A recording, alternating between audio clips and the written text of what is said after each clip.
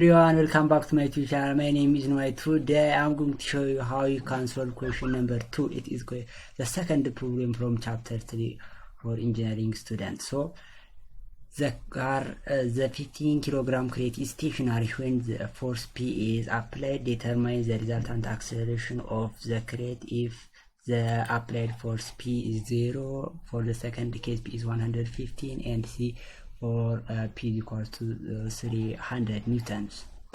If you understand the concept, the variations of the applied force is not affect your calculation, since we must apply the condition of equilibrium and in the x-axis and the summations of equilibrium in the y-axis. Simply you can solve this problem. First we must draw the free body diagram in order to visualize this question simply, and after this we can complete this problem simply. Now let's jump into this problem and show every single step on it. As you can see here, the free body diagram of this problem is like this. Here we are given at an angle theta 15 degrees in the xy planes.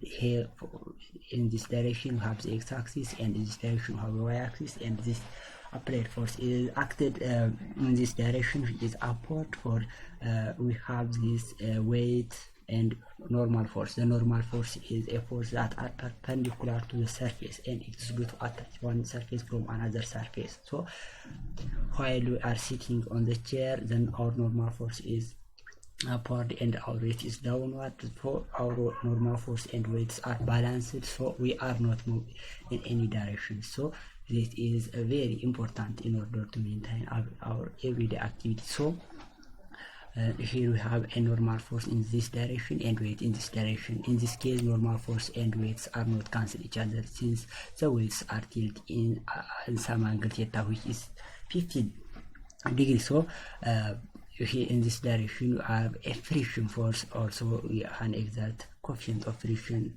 static frictions and kinetic frictions. As you know, frictional force is a force that resists the motions of a particle. So after this we can simply determine the unknown things, which is acceleration of this crate, this 15 kilogram crate, by using the conditions of equilibrium.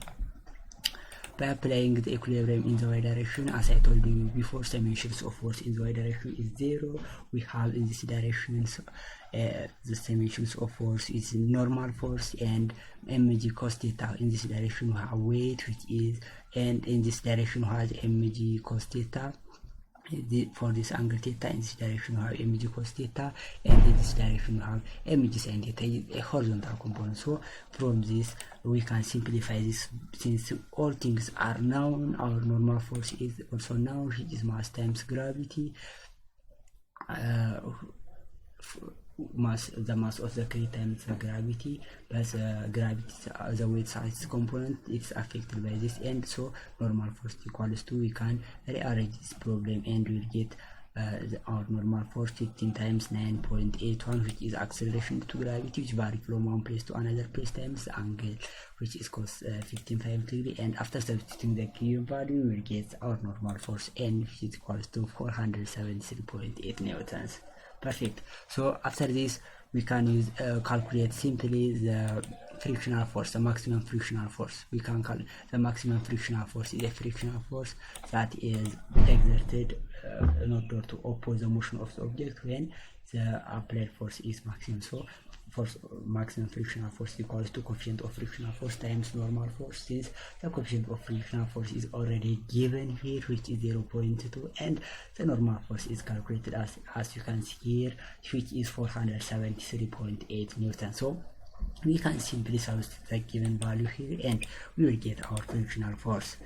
Which is 94.76 newton. Perfect. After this we can simply calculate the magnitude of acceleration for p equals to 0, for p equals to 115 newtons, and for p equals to 300 newtons. We follow the same procedure, but we may vary the applied force. When you can vary the applied force, the summations of force in the y direction is not affected by this applied force, since the summations of force in the x directions and the normal force also affect in this.